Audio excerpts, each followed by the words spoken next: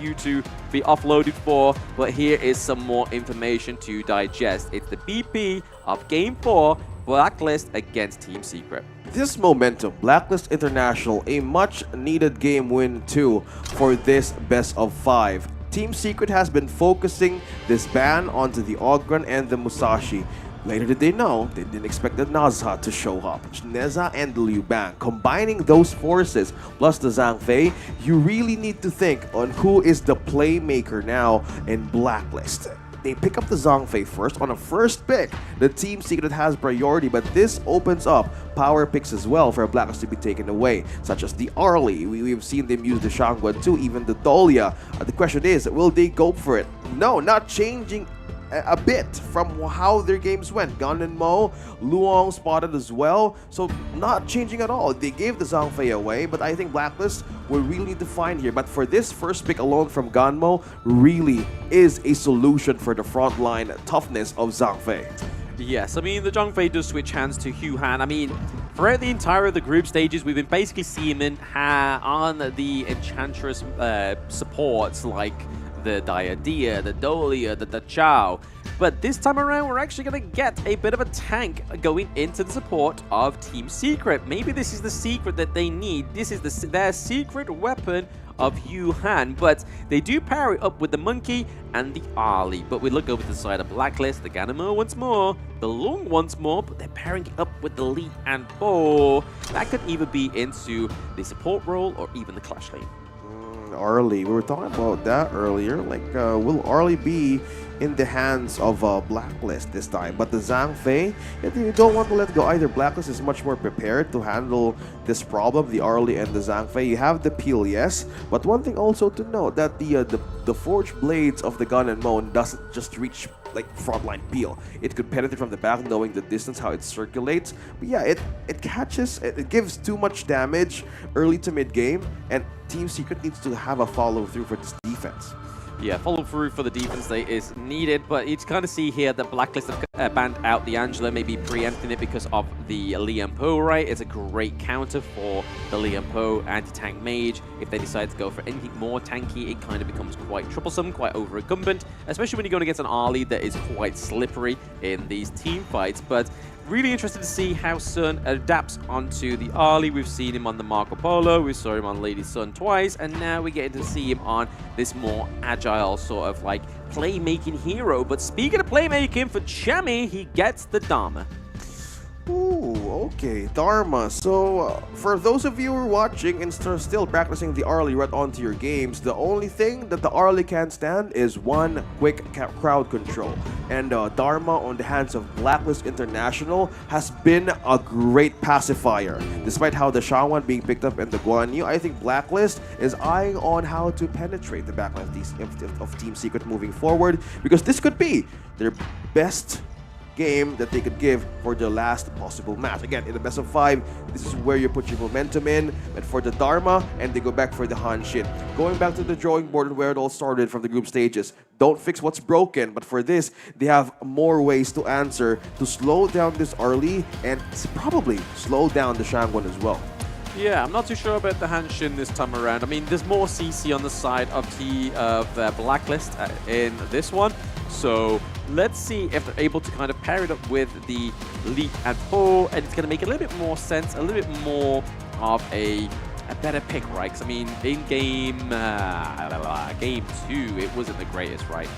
In game 1, sorry, it wasn't the greatest. The Hanshin was really kind of like, what? I really put the X on in my draft, but hey, TG can draft the Liu Bang, he drafts the Nazir, so there's going to be some reason, right, between this Hanshin pairing it with the Liam Po.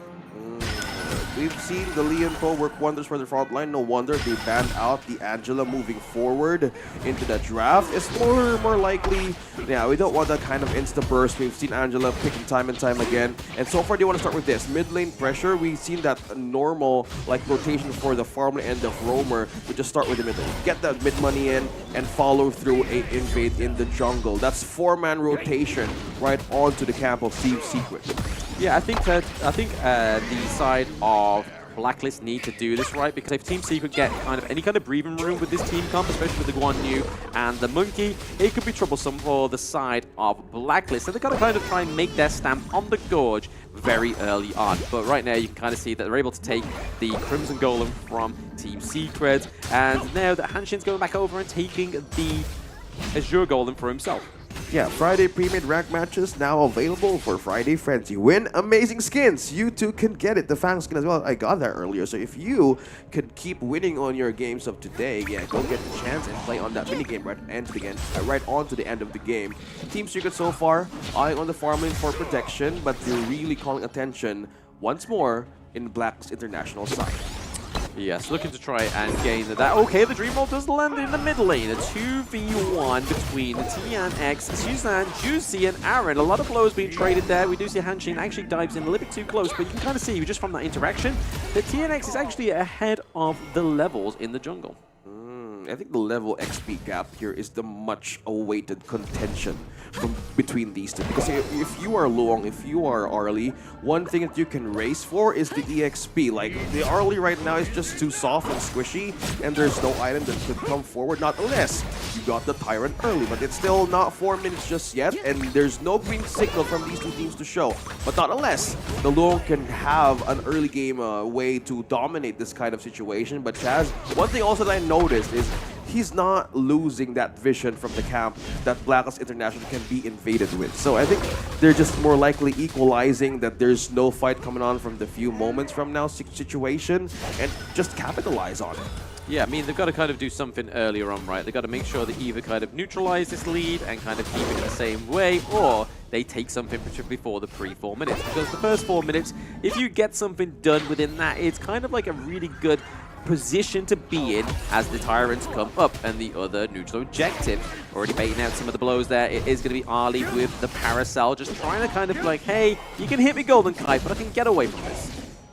Okay, looking at the vision check as well. Yuan and Chaz not letting go of these corners right onto the farm lane.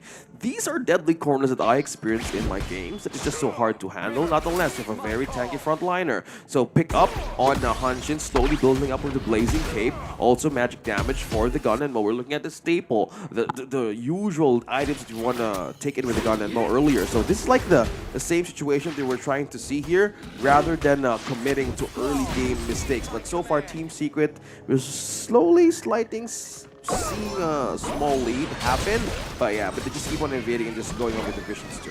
Yeah, I mean, Team Secret, you can kind of see what they're doing here, right? They're trying to get that goal lead before the 4 minutes, so that taking these team fights, taking these neutral objectives is going to be a little bit easier for them when it does happen. But right now, we see Juicy and Chami trying to get a little bit of a lead into the Clash lane, whereas the opposites are going on in the farm lane for Team Secret, trying to get that push so they can make this Tyrant change going over for themselves a lot easier. And they are able to swap both of those neutral objectives for each other. The Tyrant goes over to TS, and the Overlord goes over to BLACKLIST. I love the fact that both of these teams just know right away. They're like, hey, he's going for the Team Secret's going for Tyrants. We're going to take the Overlord ourselves, and it's just an instant trade. There's no second guessing. There's no, hey, should we maybe go for the steal, all that stuff. These teams playing at a very high level. Yeah, the only problem I think I have about that is the fact that the Overlord can kind of give over a lot of gold, especially with the Vanguards. And I mean, right now, Team Secret are kind of preying on that, right? So the Vanguards come down the lane, they make easy work, maybe funnel it all over into either Sun or Shishan to try and get a bit more gold in their pocket so they can get those itemizations. However, I think it was a little bit more successful for the side of a Team Secret, able to get that T1 into the farm lane. Yuan and also Sean is here though, but just spotted him early. They go for this one. They go for the burst ram, not able to connect. It looks like I think Juicy got it. Juicy got it. Yeah, he got it. He did a good job. Well done, Juicy. Pat on the back for you, my boy. But you can kind of see the Vanguard here up into the Clash lane, looking to try and get some damage onto that T1. They need to kind of replicate that. They don't want to give Team Secret any kind of priority in these lanes, because if you do give them an inch, they will take a mile. First item pickup as well. Doomsday and the Axe of Torment, both for the Arlie and the Luong. So far, something's happening here. Infinite fastness, he goes forward. Golden Kite continuing on. Sun has been killed, and it looks like they want to go for Yuan. They do have a lot of damage, and with a couple blades, Aaron will slice him down. We see a first blood for Aaron, 3 games in a row. I mean, this is somebody that we didn't predict to have a great game, right? I mean, the Aaron on the Princess Frost is not the Aaron that's on the Ganon Mo. Yeah, great advantage for this hero being picked up like straight in a row. Like 2 kills already, 1 tower to be taken down by Black. Now second T2 could be potentially be taken by Black. But so far, they're not moving forward here. They're respecting the fact that there's still Guan Yu, there's still Suwon, and they have spotted Sun just trying to get into the front line. But this is a delicate situation for the early to be with a low HP. Very troublesome. Very, very troublesome. The fact that they've lost the T2 at 6 minutes on the side of Team Secret means that they have a dominant lane on the side of Blacklist. And for Sun, he has no safe space. He kind of has to formulate around the Gorge now, stick with Huhan a lot more than he probably wanted to, because he wanted just an easy game, an easy 6 minutes. But like, hey, let me farm up, let me get my gold, and I'll be good. I'll be good. But right now, TNX and Juicy are the same level. Same for the mid lane, but it's where Golden Kite is just, he's been level 9 for a while, and TS Sun's only just gotten there. So that's where the real disparity is, as well as Chami is level 9, and Shuwan still sitting at level 8. Shishan and Sun, we are seeing two frenzies here, like being present in this lineup. So we're looking at the Insatiable Tone and also the Doomsday. So I think there's not yet an advantage or chance for these two heroes to shine this early on, mainly because of not having the two items right away. It requires a dependency in terms of magic and physical damage, but we will know for sure in the later stage of the game, because the goal is not too far just yet. Leading only by almost like 1k. But one thing also to know, like She's still doing the things that he just keeps on really love doing. Maintaining that pressure down bottom, how they started taking out that first T2 onto the farm lane, is now making an advantage in terms of like the vision as well as the pressure. One thing about Team Secret is that they really kind of put all their eggs in this one basket, which is Sun, right? They try to funnel him, let him carry the game, but it seems like Blacklist International are like, hey, we're going to try to limit him, his farm as much as possible, make him uncomfortable. So that basically means some of the other cores like TNX or Shishan really need to step up.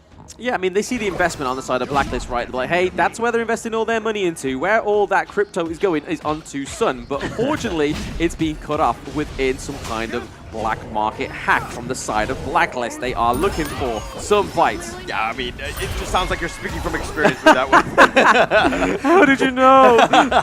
But Juicy now on the run. Ooh. Gonna get caught off. Juan will get the pick off. Juicy got caught out in no man's land. Oh, that was a little bit filthy for the side of Team Secret. A little bit of a secret spice there that they need in this game 4, right? Because if they don't take this one, they are going into the lower brackets, and that's where you've got to kind of climb back up into the mountain to try and take face from the bigger teams. Yeah, there's still chance to push forward, but if you want to get an upper hand for your momentum in the start of the knockout stage, then taking the Team Secret on the chance of probably getting a comeback, that would be a chance for you to just keep on moving forward. But this is becoming a problem here for Team Secret. How will they bounce back?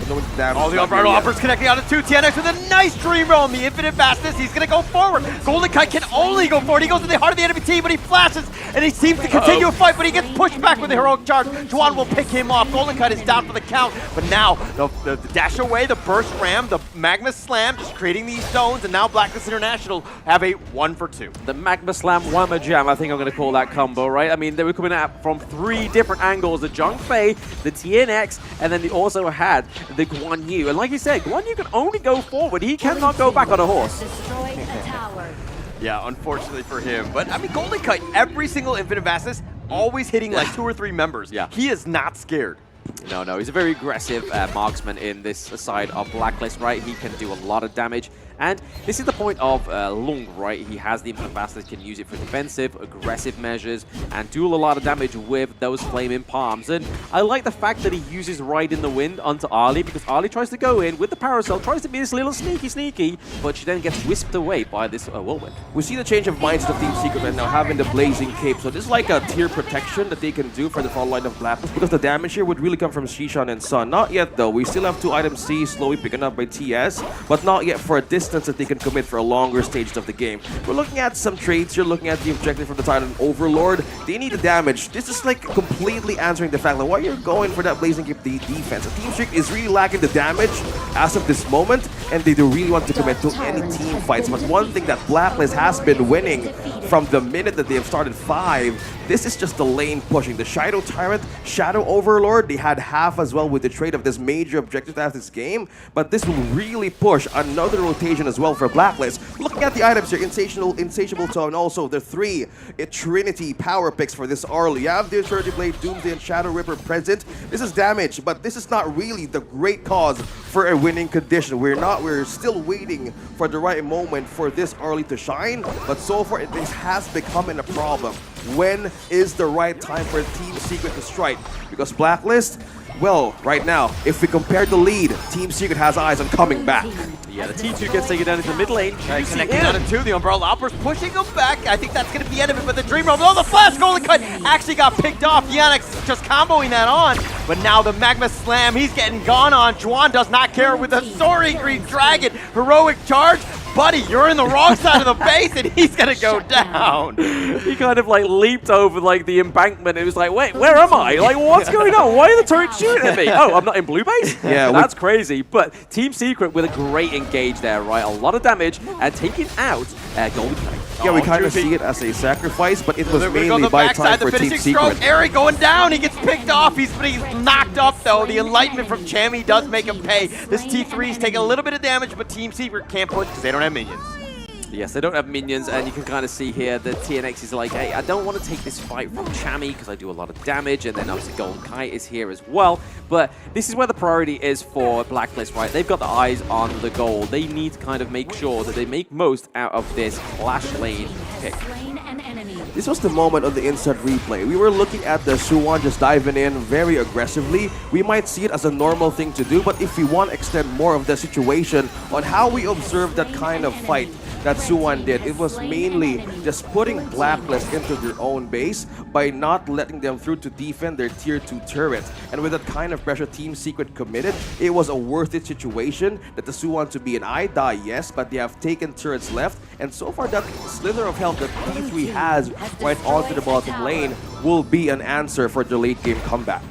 Yeah, I mean, that's kind of like what they want to do, right? A little bit of an opposite reflection to the side of Blacklist, trying to take Clash, and Team Secret trying to take the farm lane. But right now, you can kind of see a little bit of a base race. This is something that we saw in one of the Blacklist game against Foot Esports. Chaz just getting picked out in a wrong spot. The control from TNX has been on point, but Sun, 2-level advantage over Golden Kite. Okay, make that 1. Golden Kite just levels up, but nonetheless, that's so much damage. Sun, this is the one that we've been waiting for. He's got a ton. Juicy trying to dash away. He's going to be chased. The finishing stroke doing some work. He dashes over the wall yet again, but chased out to the ends of the earth. But the Dream Roam, oh, he dodges the outside hoppers, but not enough. TNX gets the kill. Sun dies in return. Shisan so low. He's been able to survive from the couple blades, the infinite fastness. He is searching. He is hunting. He is the predator. He's going in, but Golden Kite, oh, he had the finishing stroke, dodges it out. Shisan with the outplay. They're continuing on. Zuan continuing on, gets Aaron, picks him up. Cammy now on the run. He's been slowed down, and it looks like they're going to continue the nice 2-man launch up by Chaz. Will slow things down. Wow, what a counterplay there by the side of Team Secret, right? We saw that there was a Golden Kite for trying to take a golden opportunity to try and take down Shishan, but he has the untargetableness from the finishing stroke. And unfortunately for the side of Golden Kite, he doesn't have Sage's Sanctuary. He's not able to build Splendor. It makes no sense in his kit for that status. So unfortunately from him, the infinite fastness was used a little bit too aggressive to the point that he couldn't return. I mean, Golden Kite was aggressive with every single infinite fastness, and they paid off. That was the one time where he didn't get it. So again, sometimes when you play with fire, you get burned. Yep, the Flaming Palms really did burn off his hands. We're looking at Team Secret's domain in the later stage of the game. It's 15 minutes, and how they bought time and not committing to team fights is now reflecting. This is like the answer to this pick, like the Shangguan, like the Early and the Zhangfei. It has a great potential in forcing all resources out of Blacklist International right now. Chammy 1 has been struggling on how to put that perfect truth mantra with a flash combo. It has been difficult. The peel has been so much high. And one thing that can hold it down is TNX, the monkey here. Although damage and even soak up is just an important factor to give so much potential for the space of this early to work so well. Like Sun and Shisan, they're slowly closing into this game. That push that they give from the bottom lane is the thing that Blacklist wants to fight for. They have been into a situation in the earlier stages they can dominate the fight, but this is already closing, and this is Team Secret's game right now. Yeah, I mean, they're able to take that high ground turret in the mid, in the farm lane as well. Hanshin has been a little bit away from his base. He's trying to make a little bit of a Hail Mary play in terms of the prio into the clash lane, but this could be punished for him in his own jungle. They're all circulating around the Shadow Overlord and the Crimson Golem. Here we are. The vision's on the board. We see the Magma Slam. The first Ram going on the side. He's taking a lot of damage, but here come the reinforcements. Chaz not going to survive. He's going to be killed. Chammy looking to fight, but he finds Yuan, who's just too tanky. The three-man truce was nice, but Chammy's going to be killed. Aaron is as well. They're chasing him down. Juan wants Golden Kite, takes off the pick. They want Juicy. One last kill. They are not scared. Yes, they are. The T3 is going to slow them down, but they're going to march down mid, and Team Secret will fight back, and they will take game 4 here. It took about 16 minutes, but that's it for Team Secret. Yes, a valiant effort for Team Secret there. They had to do that to fight back, right? Go all the way to a best of 5. So 5 games coming through for the first best of 5 within the knockouts. I mean, would we want to start this any other way? We expected really in a tight situation from Team Secret and BLACKLIST International. Both had great adjustments from game number 1 and 2. So far, they're not letting go of the most possible